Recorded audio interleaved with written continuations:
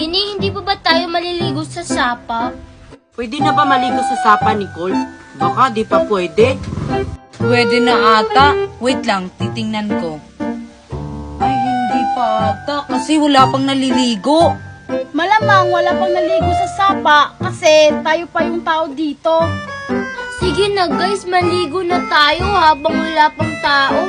Baka mamaya marami ng tao, hindi na tayo makakaligo. Nicole, sabay na lang tayo sa maraming tao maligo kasi maganda maligo kapag may kasabay tayo. Lalo na pag maraming pugi dyan.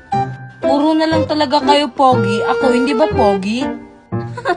Ikaw, Joshua, Pogi, saan banda ba? Sa paa? Uy, Nicole, grabe ka naman kay Joshua. Huwag ka naman ganyan sa kanya. Sinabi ko lang naman yung totoo, Queenie ah. Pogi naman ako, sabi ng mami ko ah. Lumaki akong pogi, mamamatay akong pogi.